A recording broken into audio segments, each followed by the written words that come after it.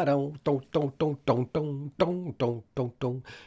we're back. More of that Dungeon Master prep. This is like going to be 4 more days. Like this week, I'm doing a lot of Dungeon Master prep, and then we will start falling into the normal programming for this channel as I get all of the bits and pieces sorted out at my end, which I think, frankly, it's getting pretty close to where we need to be. So that's good news. I'm just doing a sound check and a video check to make sure everything is working the way I want it to. But it seems to be doing all right so far. I'm going to post up a poll.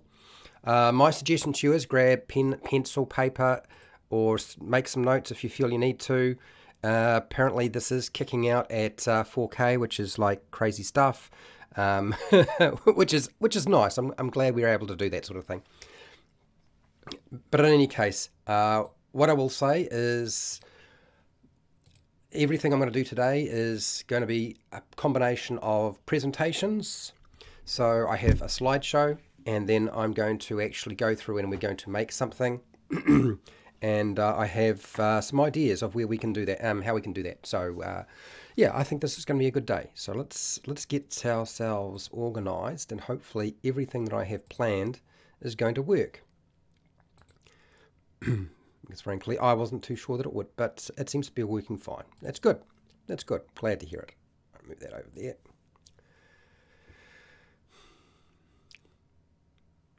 Hi, welcome to How to D&D. My name is Fred Weller, and today I want to talk about Dungeons and Dragons, or roleplay games, because usually I do talk about roleplay games and Dungeons and Dragons, and this is no different. This is going to be yet another Dungeon Master preparation. This is all about sorting your game out for you, assisting you with all the things you need. This is lesson 5, and creating magic items. Like, I know a lot of people ask me, like, what's the deal with creating magic items? How do I do it without making a mess? And I totally understand, because I can assure you I have made every mistake you can imagine when it comes to creating any kind of magic item for Dungeons and Dragons 5e or even 4e. I can think of a few. Like, it's quite a common thing to occur. Like, you don't know what you're doing, and then when you put something out, you're not expecting the ramifications. So for today, the overview is how to create magic items, which is a very broad in concept. I'm going to talk a little bit about the pros and cons, or the traps that dungeon masters fall into. I'm going to talk again, we're going to transition that into balancing your magic items and how we can go about doing that, or even if we can do that. I'm also going to highlight some of the ways that you can get inspiration for creating your magic items, then the actual process of making a magic item for your game, and then some miscellaneous recommendations. Now, with everything that I do, there's usually a specific focus, and I have objectives. That is to explain how to create your homebrew magic items for Dungeons and Dragons, whether it be 5e or something else, it doesn't matter. Generally, what we're going to be doing is making stuff that will apply to any kind of game. It's very nebulous. We can get very specific if people want, but that's what my intention is. Some demonstrations, so we're going to actually make some homebrew magic items. I can't do the practical example aspect, although we will make something. I can't bring you into the chat at this time. That will hopefully be something we can do in the future, and then you can sort of participate, not just in the chat. Okay, now D&D Beyond has a website. It's free, you can use it. You can create your own magic items using their tools, and I've provided you a link so that you can go and you do that if you like to. I'm not necessarily going to suggest that you make your stuff there. It's perfectly fine to just use a Google document or a Word document and just go from there. Like, it's not a big issue if you don't want to do it that way. Okay, how to create magic items. There's got to be a process, right? Something that stands out that you sort of go through, and you've got some step-by-step things to consider. Well, actually, let's go right back a bit further than that. How to create magic items. Often the creation of a homebrew magic item tends to result in a string of problems for a dungeon master. These are problems that, as a dungeon master, you can't foresee. Because there's too many variables, there's too much going on. It often is a product of experience, knowing what will affect the game. And when you're dealing with a new game system, even 5e, compared to other versions of Dungeons and Dragons or other role-play games, is still quite new. I mean, it might have been around for about 8 years now, 8 years, but it's still a relatively new game compared to some of the other games that are out there. Okay, so you can, and if you haven't been dungeon mastering for very long, or you haven't been playing with 5e for very long, these are problems that you're going to come across. Like everybody does, even experienced dungeon masters wind up with this occurring at their table. So there's a couple of ways we can get around that, and I will explain. Players will generally want more power and more options from their magic items. They'll find, like anything they find in the game, that's what they're looking for. And this really affects the dungeon master's ability to prepare. The preparation process gets more complicated, it gets longer. Not only that, you have the problem of developing encounters, particularly combat encounters, not so much a lot of the other stuff, although it can affect things like traps and puzzles, but usually it's combat and then potentially traps after that, depending on what you're dealing with. And so you wind up what is essentially a arms race. The difference is it's not a nuclear arms race, it's a gameplay arms race where the players want more power and the dungeon master has to up the ante to try to challenge the players in battle or in just solving problems, because they've got a spell or a magic item specifically that does something that sort of circumvents everything.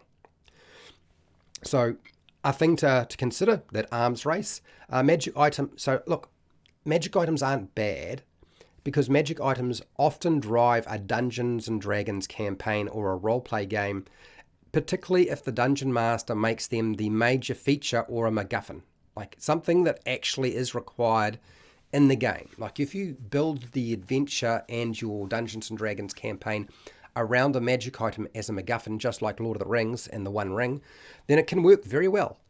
Some small, I always say when it comes to creating a magic item, start small. Don't start big. Start very small. Incorporate your homebrew magic items very slowly into your game, and this will reduce the number of issues that will occur. It won't eliminate them. I can assure you your players will be very, very clever. Somebody's going to come up with a clever use or something you didn't foresee, even with whatever you make. It doesn't matter. You will have some problems along the way. It's just how big will they be and how often will it occur. Okay, but if you stick with start small and incorporate slowly, you've got much more control of what's going to take place at your table. Okay, the discussion of balancing magic items. I get this discussion. I know a lot of people believe that can be done. I'm going to say right now that I think you'll find it's impractical to balance magic items for Dungeons and Dragons 5e. Like it's not something that you can shoot for and expect to hit. It's actually not practical to actually create a magic item that is completely balanced in your game of Dungeons and Dragons 5e. Now, why is that? Well, the reason being is that characters don't actually need magic items in the game to be successful. Dungeons and Dragons 5e was designed to not require them.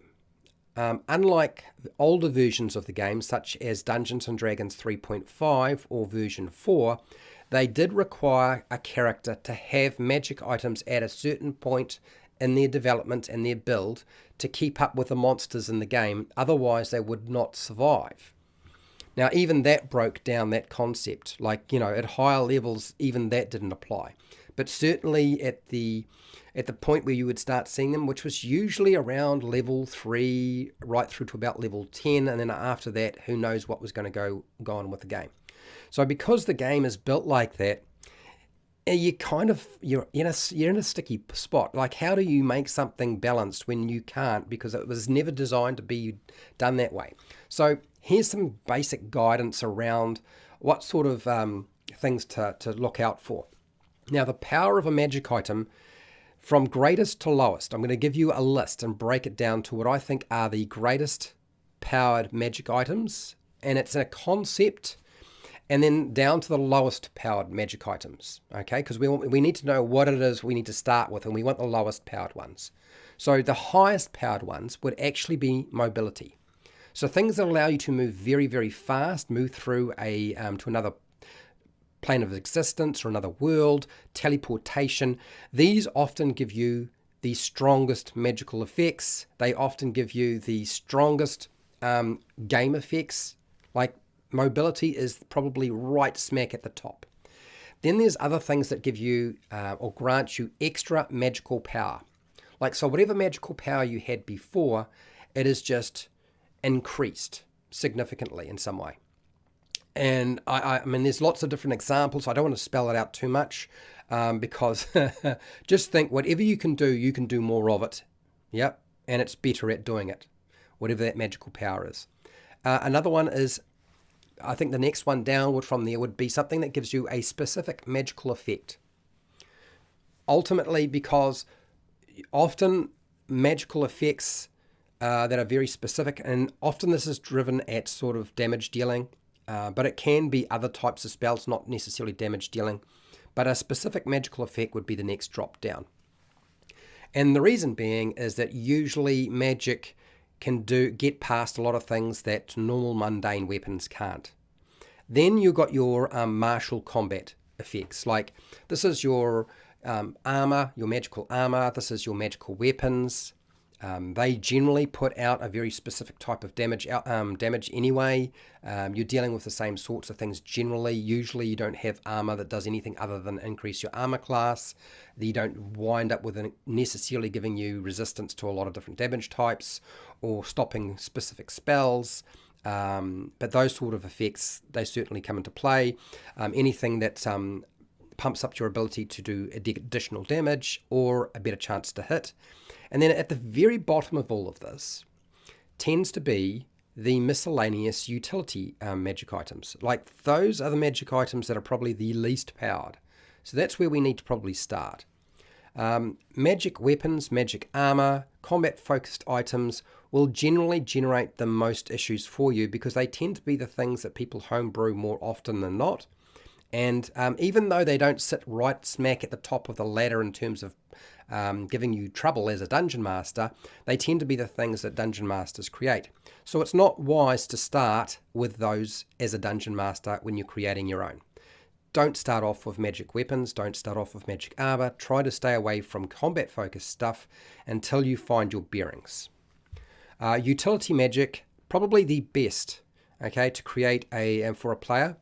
Now, I have found that a lot of player characters don't view magic items favorably unless they have a combat focus. That's an issue for the player, not an issue for the dungeon master.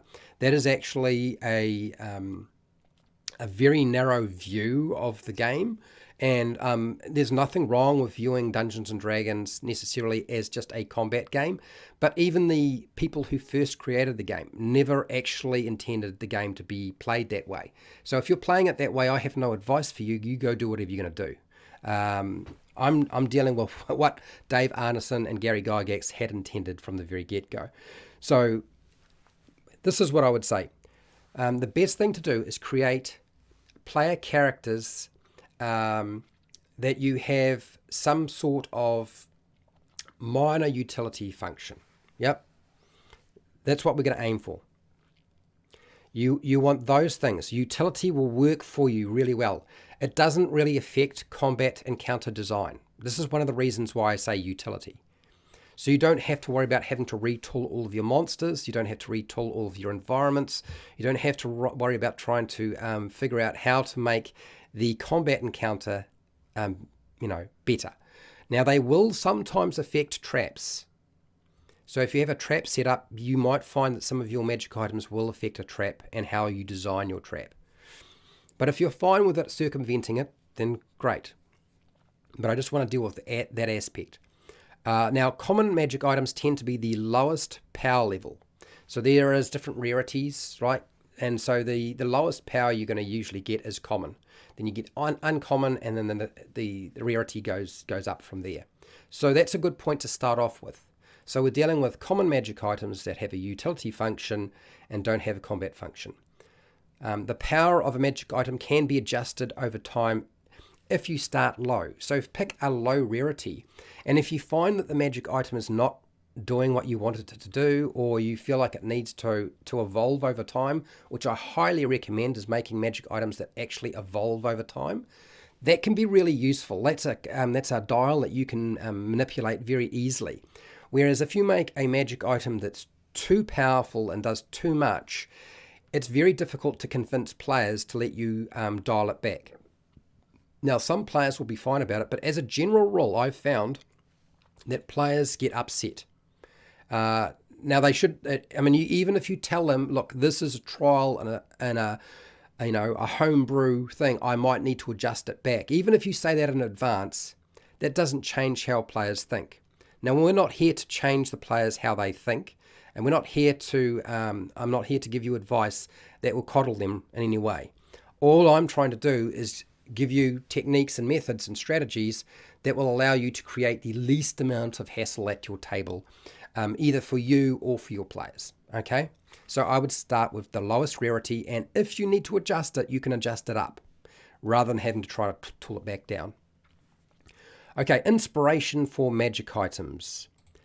There's actually a lot of different resources for that sort of thing, and I use actually a very select number of different options, and of course sometimes I don't necessarily need to have inspiration for that at all. Like sometimes you just come up with an idea and you don't know where it came from.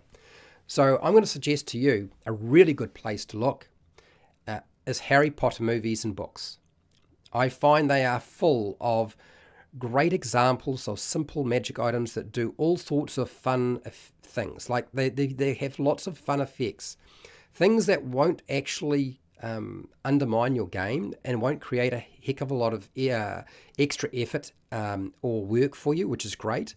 Another really good resource is actually Xanathar's Guide to Everything, because there are examples of common utility magic items. They have some odd effects, and you'll find that on page 135 to 140 of Xanathar's Guide to Everything. That set of magic items, I know some players view them as junk, but I have found that they have been utilized when I've included them in my game more than anything else, and the hilarity and people's enjoyment of them have been quite high. Now, it's going to depend on your players for sure, but I would highly recommend looking at those as sources of inspiration. Another one that a lot of people don't realize, and that is you can use the trinkets in the player's handbook. They have some potential. Some of them, as you read those descriptions of what that trinket is, sort of suggest that they have some sort of mystical or magical effect, but it doesn't actually spell it out. So we just need to take it a little bit further. So there's another one I would suggest. Now, older versions of Dungeons and Dragons that have magic items, you can pull a lot of the older magic items that were published in the past and bring them forward into 5e or whatever roleplay game you're playing. Frankly, it could be Pathfinder, could be anything. So pulling from somewhere else older versions of Dungeons and Dragons, there were a lot of very stupid and silly magic items, but some very useful ones and some very clever ones. Novels on fantasy and science fiction that include magic items. So you'll find there's a bucket load of them. Like there's so many that you can draw from if you're needing ideas in terms of inspiration. And then you've got your historical magic items. Now, when I say historical, I mean like mythology and legends. Like there are legends of Excalibur. So we can take those legends and those magic items and we can port them over into our game. But again, you'll find most of the mythology and the legends are around combat, so I wouldn't go there straight away if I were you. And then I know another place that people like to sort of pillage from, and that is computer games and video games, the magic items in those platforms and those software packages. Another place that you can pull stuff from. I tend to use the first three or four. You might use all of them, and I suggest you use everything. Like this, don't hold back on using tools that could be useful to you. Nothing is restrictive. Everything can be useful. It's just when you use it, right? Okay, the process of making a magic item. So I'm going to break this down into step-by-step process for you. So give your magic item an interesting and obvious name. to tell part of the story. So sometimes the name of the magic item tells you what it does. So we want a story for the object in some way, and that name can do that. Or if we're not trying to tell part of the story for our magic item by its name, we're going to indicate the function of that magic item with the name. Then what we're looking at is trying to create a magical effect. Now, you don't necessarily start with the name. Sometimes you do, sometimes you don't. Like, you start where you think you need to start. So create that magical effect that has a benefit or a detrimental effect. So when we make magic items, they don't have to all be good. Like, they can do things that aren't good. That's actually fun too.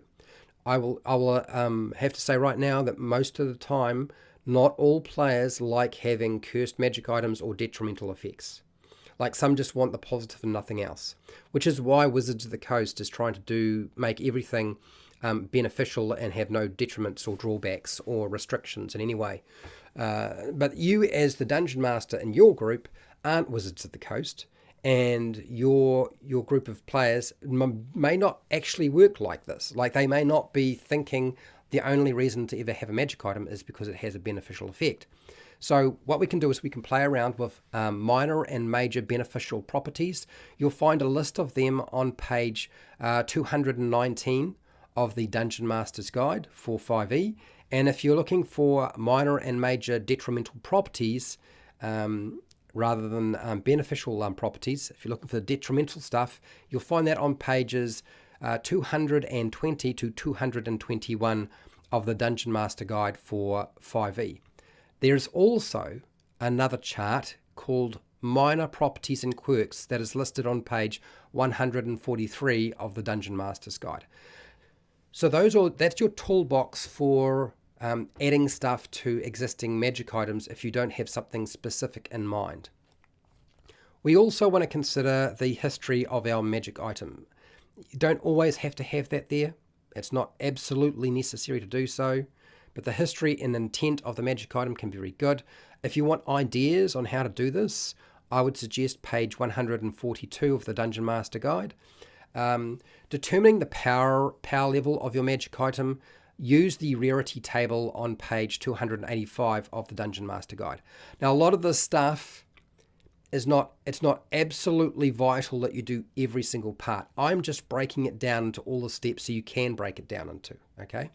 Selecting the appropriate rarity for the magic item helps define the power. So you might start off with what you want to do and then pick the rarity that matches that, or you might decide, I want my rarity to be this, so I need to pick an effect based off the rarity that matches up with that. So you can do it either way.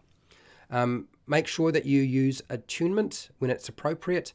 Attunement of a magic item helps stop player characters stacking too much power into one character.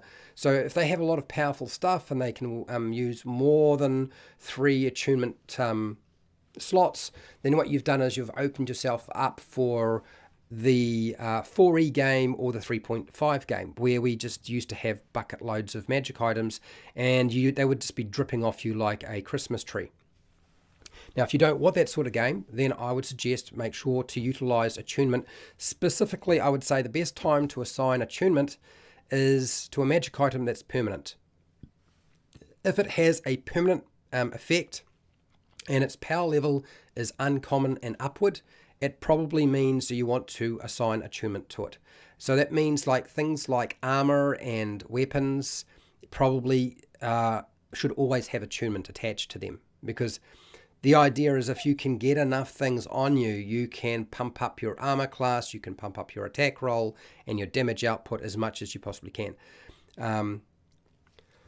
So yeah, and also something that doesn't run out of a magical effect. Like if you have a magic item such as a wand that can cast the same spell, such as Magic Missile, over and over again, you might want to attach attunement to that as well, so that they can't use that and then switch it out with something else. The last thing you want is a bandolier of wands with Magic Missile, Fireball, and various other things that they can just draw very quickly and utilize, and it never runs out. So you might want to consider attunement. Now, right now I would say the designers for 5e have not done a very good job with determining what magic items that they have in their books that should have attunement and shouldn't have attunement. So you're going to have to figure that out yourself. And then the other thing, the last aspect we need to consider, and that is, does the magic item have, are you giving a magic item a charge? Does it recharge? Are there a certain number of charges that it uses? And does it recharge? Some things might just have certain number of charges, and when you use all the charges, it's spent and you have to throw it away, or you have to get it recharged and you have to go somewhere to do that. Or it might recharge itself based on a mechanic of, say, a long rest, or waiting till dawn or something like that, and you get a certain number of charges back. This seems to be a very common thing they do in 5e. Are we dealing with just a permanent effect? I prefer things that either have a permanent effect that always work, or a single-use magic item where you use it once and that's it.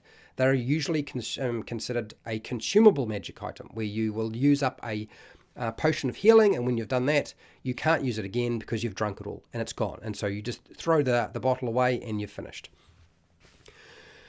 Okay, miscellaneous recommendations. Things that you might want to consider in your game that might assist you with all the different things that you're likely to come across. I'm going to give you some very basics that I have found with regard to my recommendations.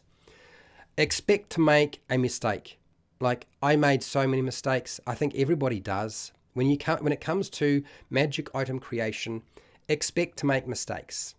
It's going to happen. And just deal with it the best you can. I've given you some suggestions on how to reduce the number of hassles you get. That's what I would say. It's fine to take existing magic items and just reskin them. So, the item works in the same way, but you call it something else. That's fine. Like, there's nothing wrong with doing that. You can still consider that homebrewing. Yeah? And then there is no mathematical formula to magic item creation.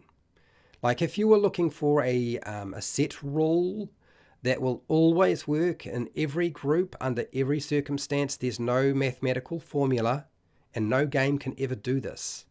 That will avoid player characters finding a way to exploit that item. Things that you weren't expecting to be used in a way that you didn't plan for, it does happen. Like, that's the nature of magic items. It's also one of the big draw cards for players, is trying to figure out how they can use a magic item that wasn't intended to be used in a particular way, but would still be able to do what they want it to do. Now, that's not always about combat. Sometimes it's about other things as well. Like, they may have just want to solve a challenge, or circumvent a obstacle or a trap, and they've figured out they can do that with a utility-based magic item that's of common rarity, and you weren't expecting them to be able to do so.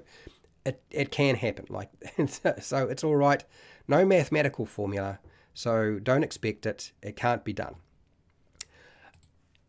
And that covers everything in terms of the different aspects of making and creating magic items. Now, I've talked for a long time.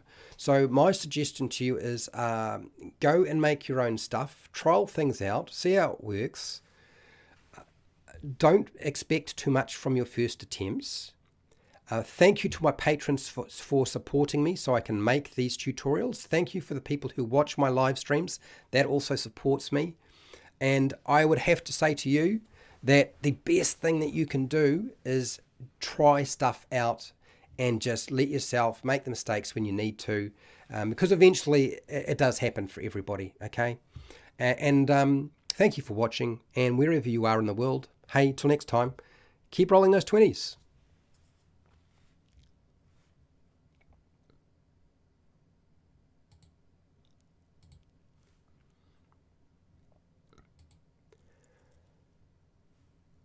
Okay, I've been talking for a long time, so you just need to give me a moment to drink some water. We are going to make some magic items today, okay?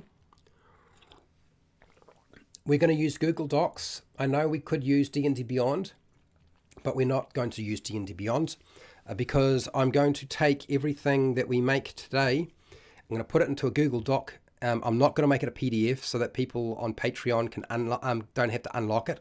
And you can go in there, take it, cut and paste it, change it, make adjustments, do whatever you need to do with it. That's what I want to do for today. Let's try to do that. I'm going to go through the chat right now. I want to have a look at this poll. I will say right now, like the best way to support and ensure that these continue, the intention is that I will run creating magic items as Dungeon Master Prep again in the future, okay? And we will just do different stuff every single time. So it's not like it's a one-off thing and then that's it. Like you can expect these to keep coming. The best way to support me is on Patreon because you get everything there. I know I haven't been able to send anything recently. I've been trying to get all of my equipment sorted out and it's been quite difficult. But it's going to happen. And when you get it, you're going to get a lot. Like I think I'm up to about 26 documents that I need to type out and put up onto Patreon, which is a lot. Like you'd be surprised how difficult it is to find time to do that. So this poll says, do you homebrew magic items for Dungeons & Dragons 5e or other roleplay games? Well, you're going to be doing a lot more of this because if you come here, we're going to do that. And we got 44% who said yes, okay, so less than half. And then you've got no, 6%, right? Sometimes 50%. So some people are doing it, not all the time, which is fine. It's not like you need to do home brewing all the time at all. I'm going to go through the chat. I want to go through the chat very quickly. Oh, thank you, Kirby. 232. Thank you for the $20 super chat. So for those of you who aren't on Patreon and you're not, I just take notes, okay? I can assure you a lot of the stuff we make today is not going to be super complicated. And thank you, Kirby, for the $20 super chat. I do appreciate it. So we're going to just go through the chat, and then we need to get started on actually making these magic items. I have some ideas for you people, so you should have something tasty in the future. Dinomancer. Dinomancer is a patron, by the way. How's it going? It's all going well so far. Jeef, how's it going, Jeef? Overboard here. Hi, Joe. How's it going? M14, hello. Ring of identification. If it speaks in your head and identifies everything, you see that see that over there. All right, I get it. That's a boat. A mast. They are sails. You're funny. Nice one. I like it. Time Turner is OP in any D&D game. Yes. Yeah, affecting time would be mobility. That's why I didn't mention time travel, but absolutely time travel is one of the big things. Dinomancer. Common magic items are great. Yeah, common magic items are great. I know a lot of people don't think they are, but it's not just flavor. I've seen people use common magic items and they've done some really clever things. They've actually been instrumental in affecting the player's success and allowed them to do some things they couldn't have done very well before. The Cloak of Billowing is probably the funniest one of all of them, because I used to just give inspiration to my player who used to have the Cloak Billow every time he was trying to persuade somebody. Okay, I say this, Fred, and then I make my Cloak Billow. And I would say, okay, fine, dude, you can have inspiration. I mean, advantage, not inspiration. Advantage on your roll for your persuasion, because your cloak billowed. Or if he was intimidating people, I think it was a Helm of Dread, and the eyes would glow red. So yeah, absolutely. Yeah, magic items that are utility, even magic items that are combat focused, that are consumable, can actually be very useful. And I know a lot of people have said to me in the past, like, but the problem is people forget they're there. That's not your fault as a dungeon master. If the players are forgetting that they have consumable magic items on their character sheet, or they never use them, that's not your fault, people. That's your players need to get their act together. Like, pay attention, get off the phone, stop doing the things that are distracting you, and actually look at your character sheet's equipment list that you wrote down, or write it down correctly. I know even some players just don't write stuff down, and so they forget it. Hello, Robert Moore. How's it going? Hello, all thumbs up, everyone. Yes, thank you very much. I do appreciate it. The modern age can reskin many. Yeah, you can. I don't want to just reskin, like, anybody can do that. Merlin's Homage, Pet Rock. Yeah, I suppose you could, M14.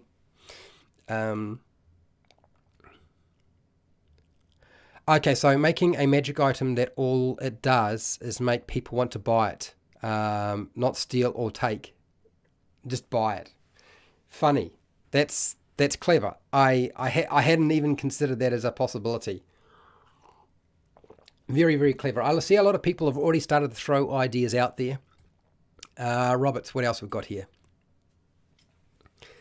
The Hasbro. Oh no, you are a big tease. Wand of Magic Missile. Yeah, whatever.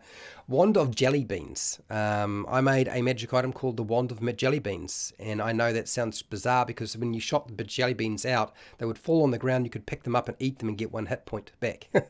But when you shot somebody with them, they caused damage. They hurt you.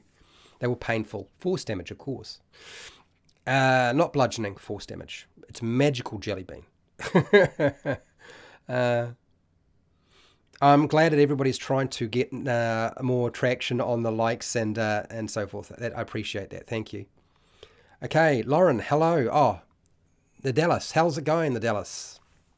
I made a lot of sensible items in my world that balance out the stuff adventurers want, like what's that? The pickaxe that hums near gold, or a lock that only will open with the blood of the owner. Very clever, Lauren. I'm impressed. I am impressed. That's quite creative.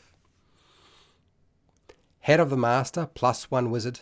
Yeah, again, when you start putting +1s either to wizards, attack rolls, saving throws, stuff like that, you are affecting combat more. So, I mean, you can do it, garment that always cleans by prestidigitation. It looks to me like you guys just want to get straight into this magic item creation, and me going through this chat is probably not going to be very helpful, and I'm going to wind up falling behind on what you actually want to do, which is actually get a big huge list of magic items sorted out. I had some luck with non-magic specific items, like the sword that fits a what? Is that a potion in hand? Okay. Administering the potion is a bonus action. I see what you're saying. I get it. The grave digger shovel. Yeah, I knew somebody's going to bring up the shovel. The iron shovel is made with blackwood and carved with various runes. There used to be a magic shovel that allowed you to be good at digging holes. Like, that was one of the funniest magic items I've ever come across.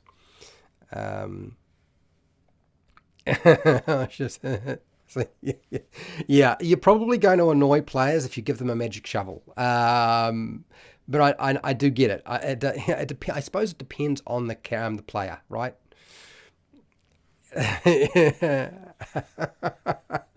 Yeah, okay, right. Okay. So it's clear to me from reading this, and even though I'm not reading it out, I'll turn on my phone so I can check the chat. We'll pull up my Google Docs thing. I want to write down. I've already got some names and ideas for stuff. You guys can, by all means, feel free to add stuff to this. Thoughts on bag of beans. The bag of beans is cool. It will cause, so Drew, it is probably going to cause problems. I find that the players prefer to use that when they want to see something wacky occur. Usually they just try to cause havoc. Like, the bag of beans winds up being like, we're in a bit of a messy situation. We're going to just drop this here and then just run away. It's like a distraction and run.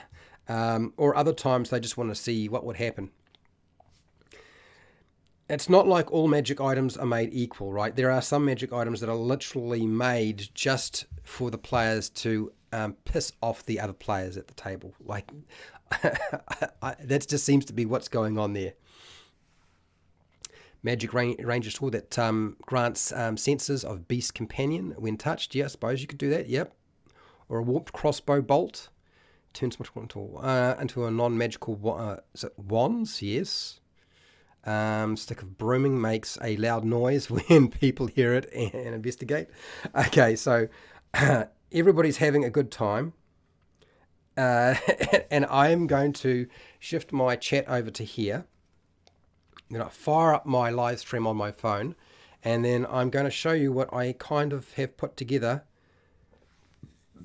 and we're going to build on it. And you guys obviously are going to add to this list, because the bigger the list, the more you have. That's the whole point, is the bigger the list, the more you have, right? And I don't need this. Okay, let's see. Am I live? I am live. I got my phone. Right, so let us switch over. I need to grab this book here. Was it this book here that I wanted to grab? Actually, it wasn't necessarily. Yeah, no, it was. This is the book I wanted to have here. I was just, yeah, so where was I going to have space? That was my issue, was whether I would have space. Okay, let's shift over to our work screen, because we have a good hour 20 to do as much work as we can on what we need to get done. So let's transition over. I have transitioned over. That's not the one I want. That's the one I want. Let's go over to the screen that I require. That's not the screen I want. This is the screen I want. Now, while YouTube is catching up, I've been watching Harry Potter. So what I've done is I've selected some of the magic items from there as examples for today. Like, it's quite deliberate on my part to select something that I think that you can duplicate from somewhere else. Since I was talking about movies and books, I thought, well, I need to have an example, and this is like one of the easiest ways to do that. Like the deck of many things, illusions, deck of suggestions. Yep. Pull random card, cast suggestion with a random command on it. Yep, you could do that. Right, so I'm going to write these down first, and then I'm going to, oh, now have I made my, do I need to make my screen a little bigger? Let's just have a look and see if I can probably make myself a little bigger. Not much bigger, but a little bit bigger. So we will just do that, and then go back to where I was, over here. You'll let me know if you can't see anything as we work. All right, so let's just move out a little bit. Right, so things that I spotted. Deluminator. This was one that I think was used in the very first movie. Deluminator. Now, for those of you who are like, oh, Fred, are you going to just do a whole lot of Harry Potter magic items? Well, no, not necessarily. But I'm going to start here for today. So, Deluminator. Now, for those of you who don't know what the Deluminator is, I will explain. Basically, it extinguishes and light, and you can light a source. Like, you can extinguish a light, and you can light a source. So it's kind of very simple. Extinguish. Oh, that doesn't look right. I've got it around the wrong way. Extinguish. Light. And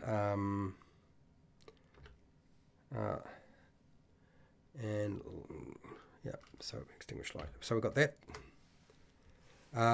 The a deck of, what's that? Suffer. I don't know what I don't know what that is. Saffrons. You'll have to, yeah. Okay, so next is the Remember Ball. You're probably wondering what the heck that you do with a Remember Ball. It might be a bit difficult to do that. Hi Jerry, how's it going? I'd like to see more necklaces and belts. Well, we could probably have that come along. The golden snitch. I want to put down the golden snitch. So though some of you should recognize this. The wizard chess set. You're probably thinking, okay, so are these actually going to be useful in adventuring? Sometimes they will just be downtime activities, you know, like things you would use in a downtime activity, but not always. Okay, now the Book of Memories. Now the Book of Memories, I see this as an opportunity to provide something a lot more interesting than just a standard written diary. Okay, so we're going to utilize that. And then flash powder. Powder. The spoon of stirring, which I feel like I might be stirring you guys with that. We'll see how we go. What's that, Lauren? Sorry, guys, I'm typing on a black wireless keyboard and in the dark. And anytime I hit shift plus something else, it kicks me from YouTube chat. That's all right. That's all right. It's fine. Okay. So I'm using as a template for a lot of the stuff that we're going to do,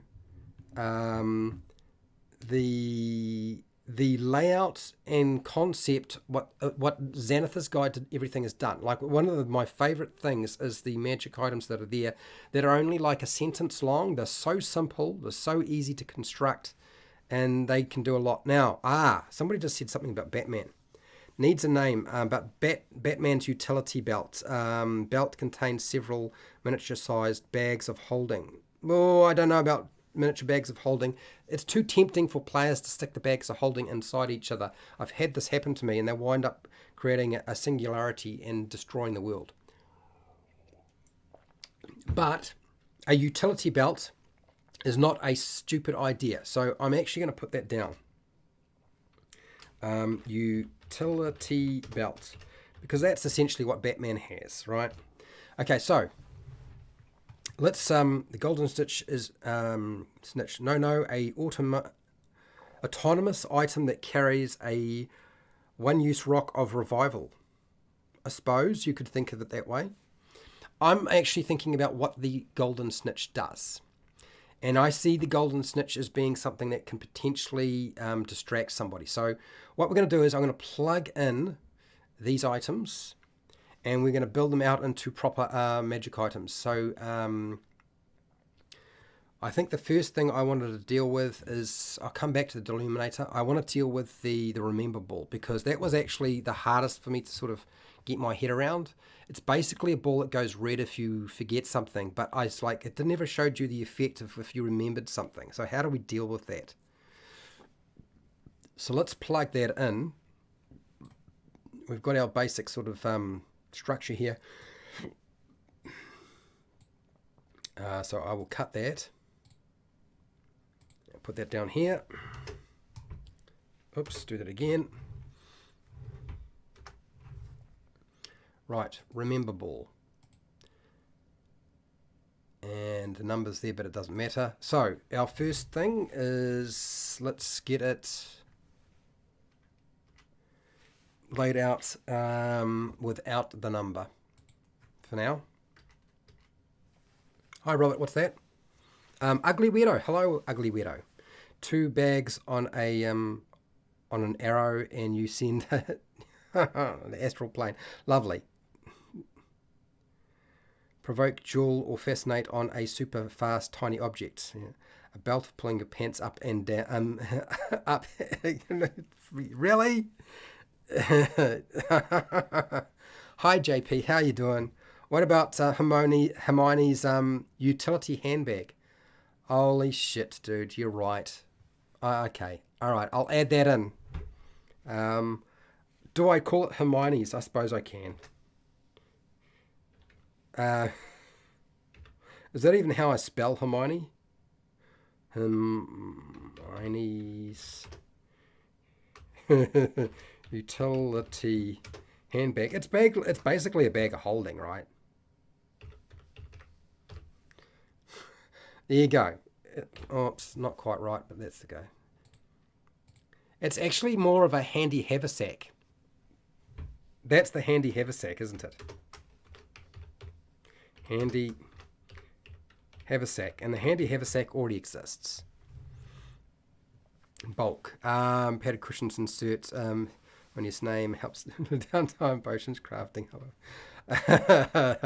Instead of cloak of useful items, belt of useful items.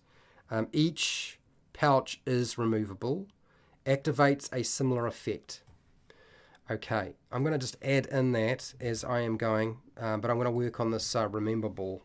Okay, so we're calling it the belt of useful items.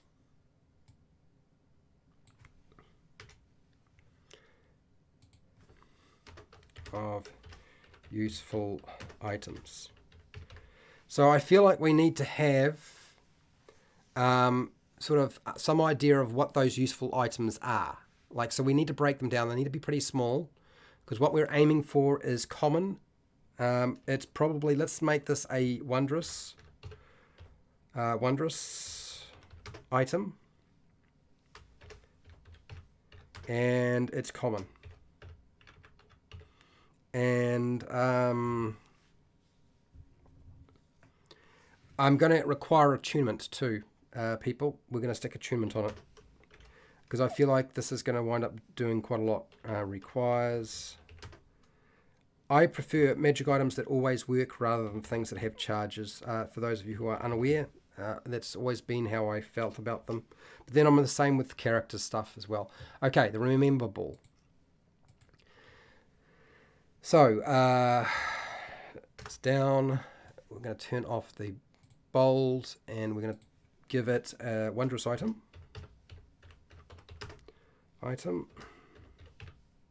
And comma. It's going to make it common. At this time, I don't know if we need to have attunement on it or not, so I'm going to leave it alone. I'm going to type in what we have here. What's this? Ugly Widow. CL Day, gain advantage on any non-combat roll. Here's one of the things that you'll probably not see me doing Ugly Weirdo. I don't make magic items that usually have a dice roll attached to them because it kind of breaks the narrative for me when we start having magic items that deal with mechanics. So I'd much prefer to have a magic item that can be ported into any game.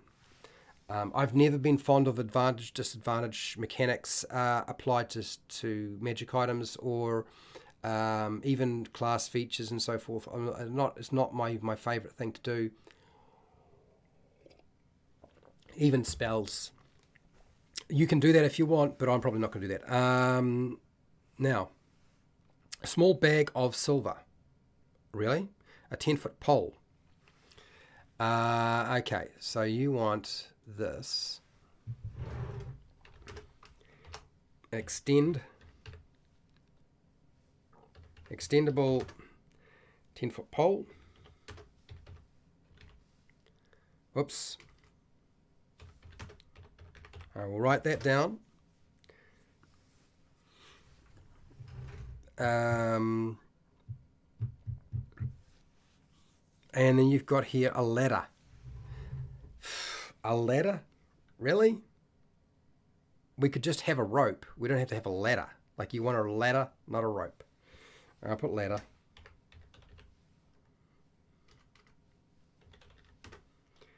And what else? Rope.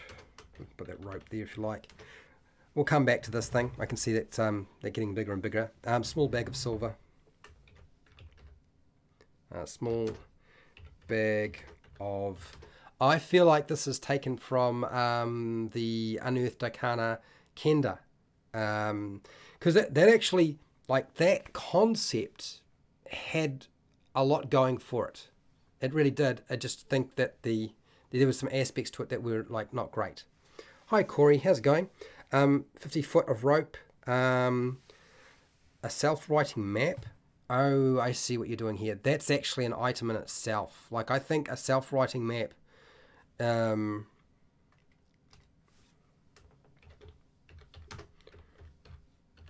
map. I'm going to mark that down as a project to work on in the future. We might not get to all of these, so we might have to come back to some of this. A small bag of silver worth, say, 10 silver pieces. I think that's good enough. That's one gold piece. It's not a lot, but it's, it's something. Yeah. What's that? Rememberable. Hide thoughts from scrying. No, not quite. That's very, very powerful. So here, let's go back to the rememberable, because I did actually take a few notes on a scrap piece of paper that I wanted to write down. So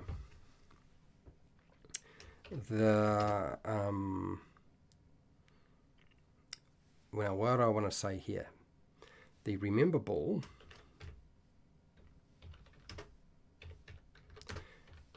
turns red if the player forgets an important we may have to change this important detail from the campaign. I'm going to get myself in so much time. Campaign. This is going to cause a lot of trouble. I can see it now. Okay, so you know all those times when you're trying to remember something in the game as a player, and you can't remember it, and your player says you should have taken better notes. This is the time when you say, "My rememberable goes red." I'm teasing people. That's bad of me, I know. Rememberable turns red if the player forgets an important detail from the campaign.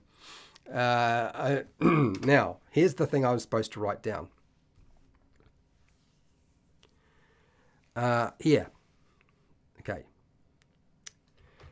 When the character forgets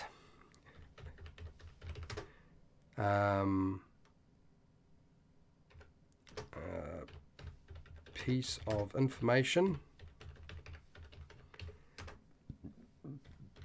during the game, a small illusion appears in the ball to remind the player and character that information. So, oops, you're going to need a little bit of help by your dungeon master for this to work. Okay? So, I don't know if it's clear what I've written there, but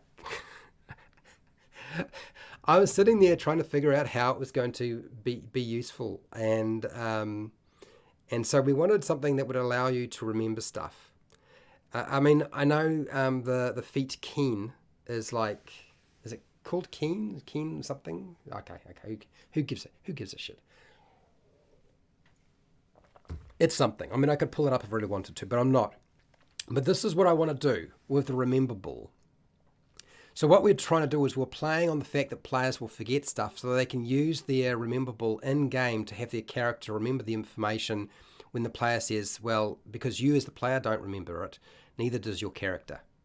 And because the Dungeon Master has to sign off on this item, like this is you basically... One of the easiest ways, like to circumvent, like, okay, I've got to let them know the information, but it feels like we're now metagaming. We're kind of metagaming here, but we're kind of giving them permission to say, Dungeon Master, I've forgotten. Can you kind of give me a hint? Yeah. If the player forgets an important detail from information, when the character forgets a piece of information. Yep, so I think we've got that one sorted. So we're going to go down and we're going to do another one. I'm going to just check my chat.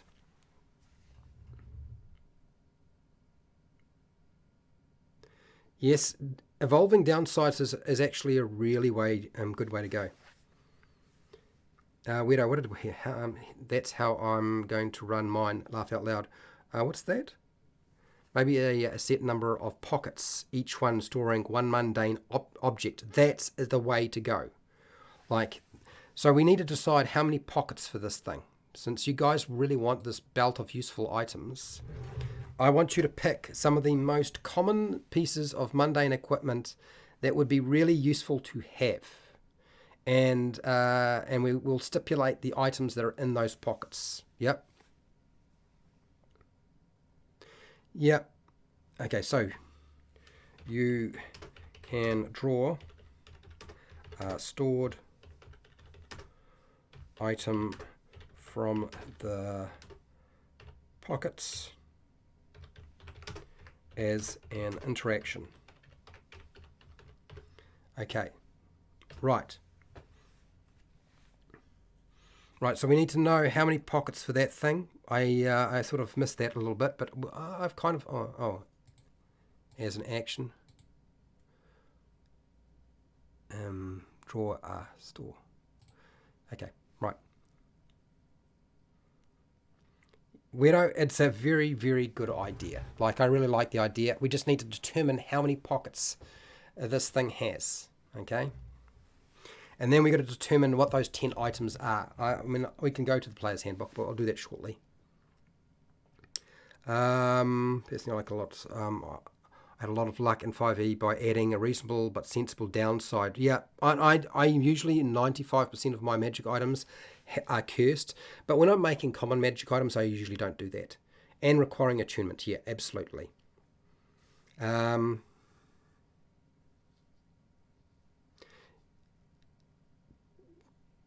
Yeah, so yes, magic items that seem really powerful but evolve downsides. This is something we can do in the future. And in the future, when I run this, at some point, I'm going to give you a huge list of magic item names, like the famous names of magic items, because I've got one sitting around somewhere, and we'll go through that. Yeah, I'm not keen on doing anything with feats because I feel like that's supposed to be. Okay, here we go. What happens if when you pass the remember ball around the group quickly? Well, good point. You've made your point. I understand where you're coming from here. That can be abused. All right, fair enough. No, you're right. Because they would. It's not as if this thing has any charges. There's no limit to the number of times you can use it. But if we want to put attunement on it, you've made your point. I've put it on. It's in there. Okay. All right.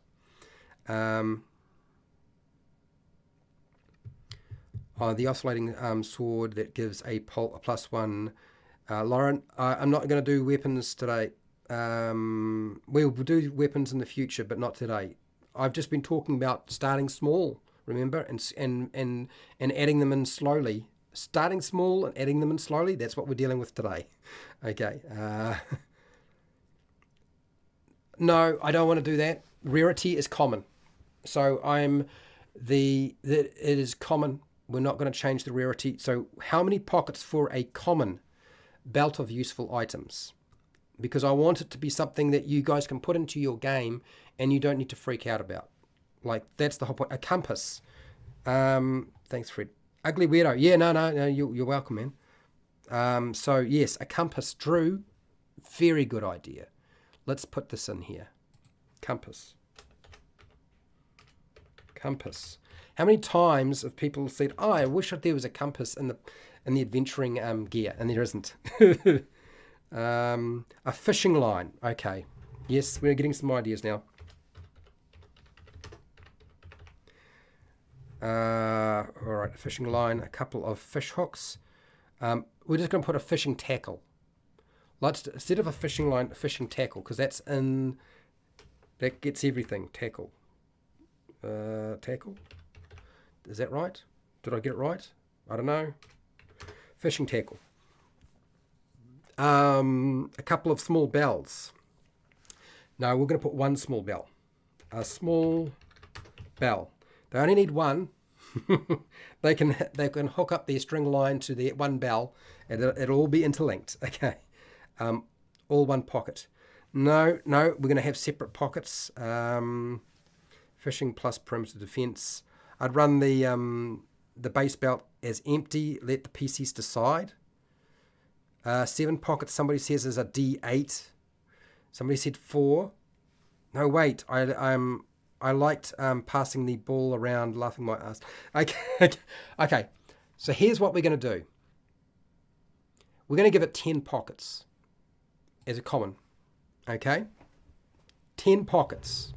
Don't freak out, people. This belt has 10 magical pockets that hold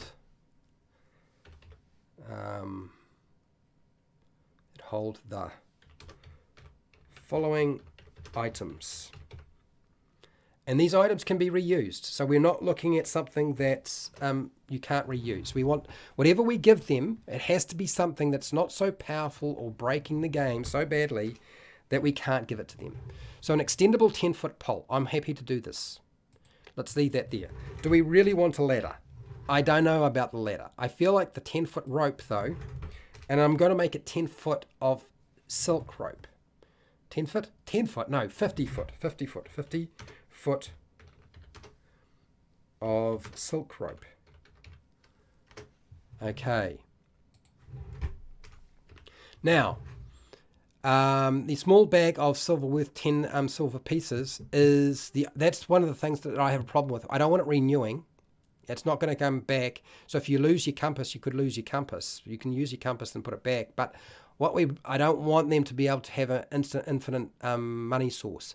So I'm sorry, I'm taking that out, because I can see that being easily used as in a way that we don't want. So the compass is there, the fishing tackle, a small bell, full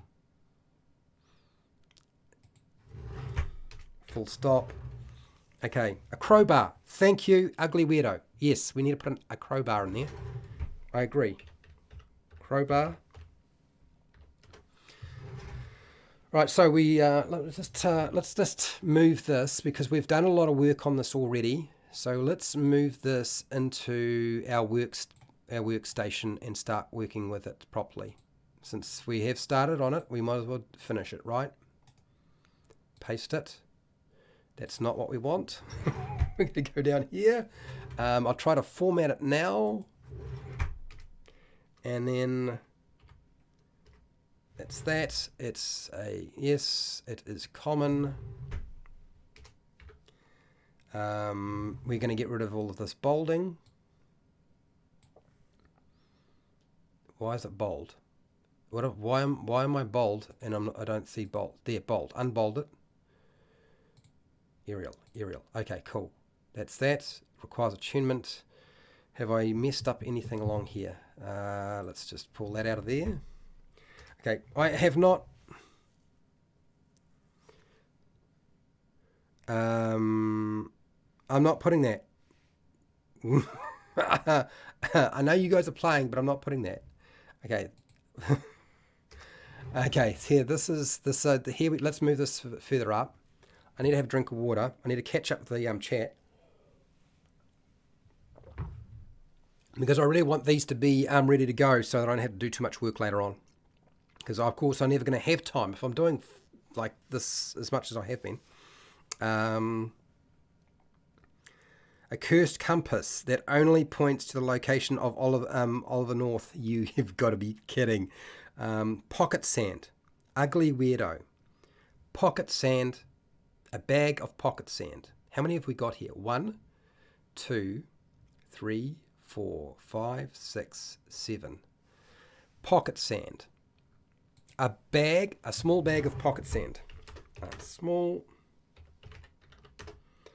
bag of pocket sand. You guys do realize there's going to be some people who will struggle to understand what to do with this, because they're not old school. Like they don't. they were going to get super confused. 10 full of mundane sounds good, but not overpowered. Yeah, the ladder might be a bit much. I was in the middle of typing this. Haha. Okay.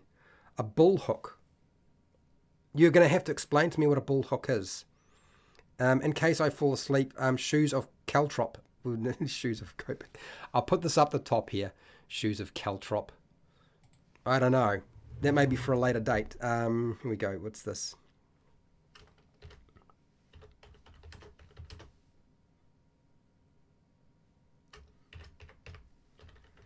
That's actually what we probably should add is caltrops or ball bearings to this thing. So, and a mirror. Actually, I like the idea, a silver mirror. Good call, remove silver. I was thinking it was, yeah. So, but a mirror is actually a really good idea. Ball bearings or caltrops, people. Ball bearings or caltrops is an animal training tool. A bull hook. Is it general enough?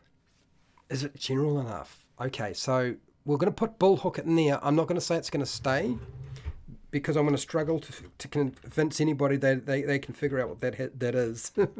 But I like where you're going with this. Actually, it's a good idea. Now, what was else was I going to say? Yes, caltrops. A bag of caltrops. Bag of ball bearings. We're going to have to take some stuff out of this, people.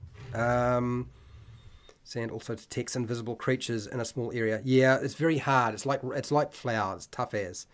Robert, yes, Fred. Haha. A maul or axe, spirit wolf. I'm not putting a weapon in there. Torches or a lamp. Lamp oil. Silver mirror. I actually like the idea of having a silver mirror. So we're now going to have to cut back some stuff. Silver mirror. What am I doing here, Fred? Mirror? Okay. Silver mirror. Why is everything capitaled? Let's just worry about that later, Fred. Okay, so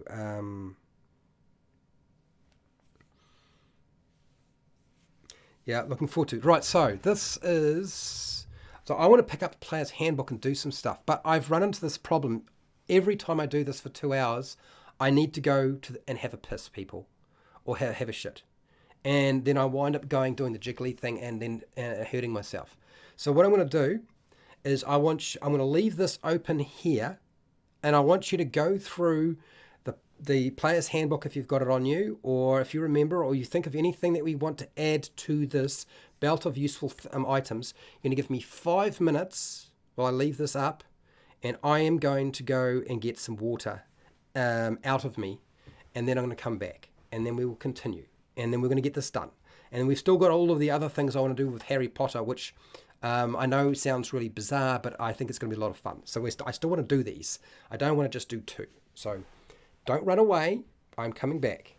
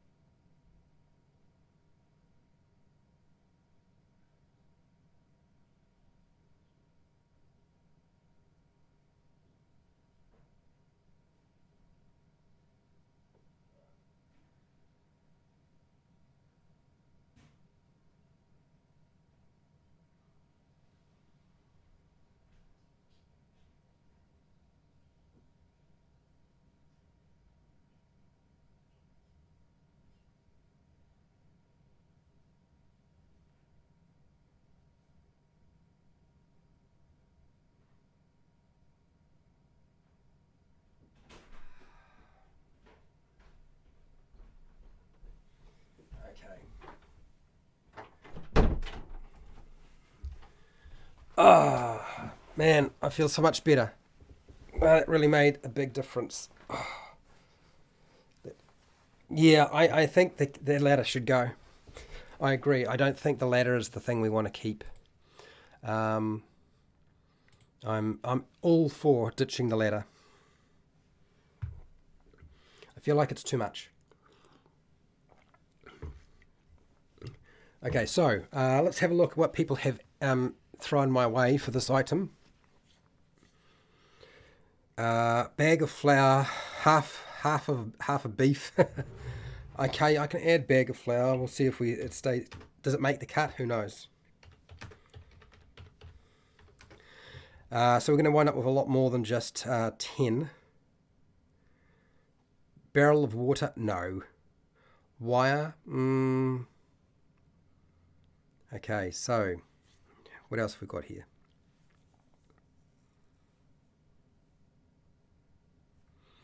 Ten of said list. That's actually not a bad idea. I like that. Yeah, so this belt has 10 magical pockets that hold the following. Okay, 10 magical pockets that hold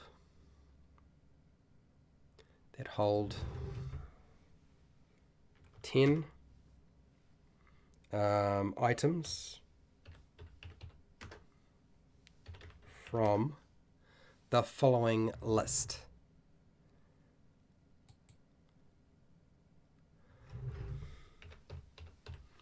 Of items. That's good. Yep. So crowbar, extendable 10-foot pole. We're going to ditch the ladder. I don't like the ladder. That gives us a bit of compass. We can leave it as compass. Fishing tackle, a small bell, a small bag of pocket sand, a bull hook, bag of caltrops, bag of ball bearings, silver mirror, bag of flour. Okay, I actually like that. I think that's nice and elegant. Again, and it gives us a bit of flexibility so people can go through and pick the 10 items, which is kind of cool. Liquids, no. Jerky, no. I'm not putting that in. A half brick. You gotta be kidding.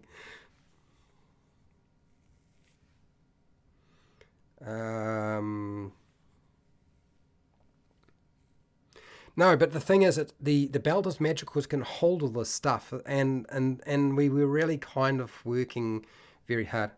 Yeah. I mean, either one, both. I've never seen a game where when you have both, it was unbalanced. It really doesn't work that way. Okay. 10 red balls of infinite bounce. No, that's not happening. Chalk.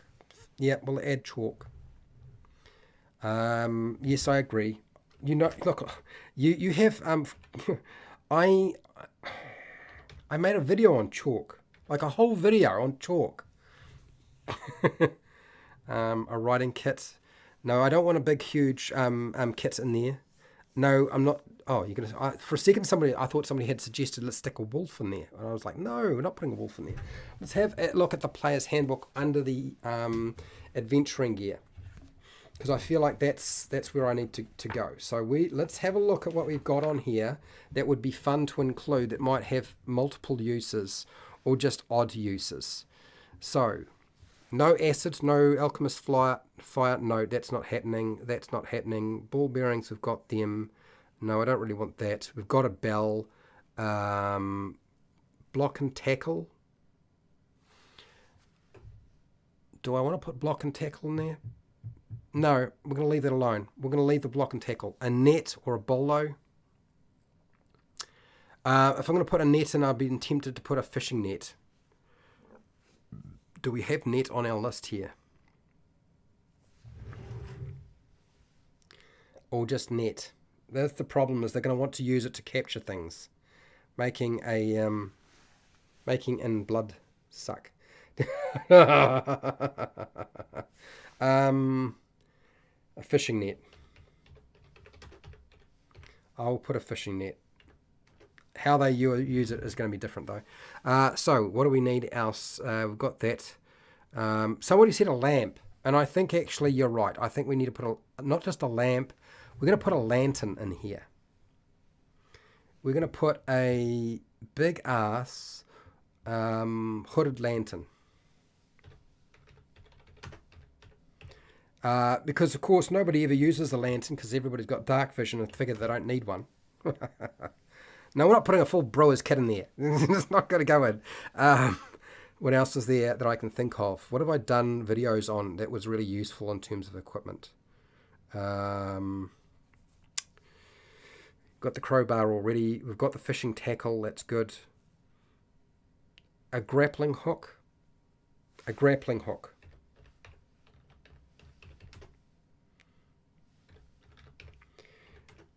That comes up. You pull out your rope. Pull out your grappling hook. So that's actually quite a good idea. Yes.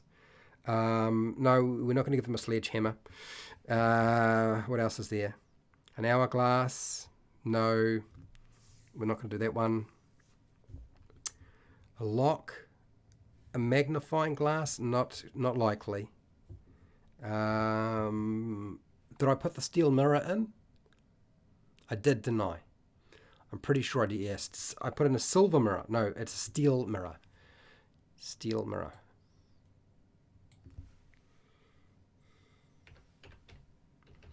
Steel mirror. No oil flasks. Piton. Let's put a piton in there. For those of you who don't know why you would want to have a piton, very helpful for pinning a door closed. We used to call them iron spikes, but you could use a piton as well. And God, I did a video on sealing wax and sacks. I'll put a sack. Soap. I did a whole video on soap. I'll put the soap in there. What else was there? I put maybe I'm getting a little bit silly now. A signal whistle.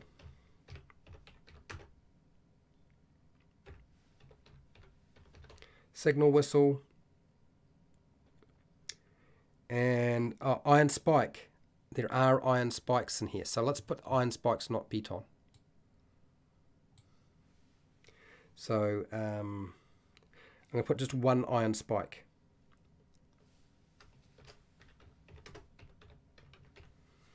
Sorry about that. Lamp oil has multiple uses.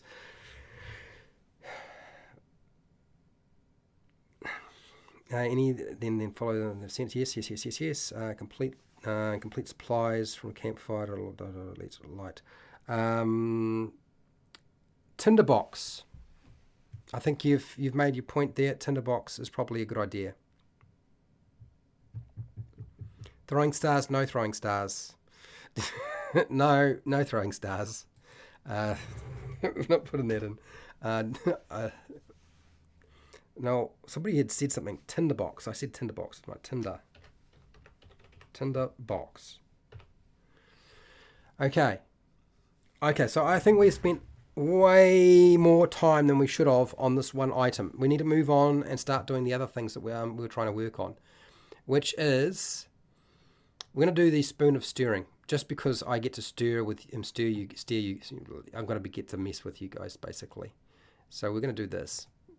This is simple, and I know some of you are going to say players are just going to hate it, like it's the stupidest thing under the sun. But it's the you'd be surprised what people want to do with stuff. Spoon of stirring. Unless, of course, you've got a better name. A cooking pot. Okay, I'll add cooking pot. Man, you guys really want to max out this little this item here.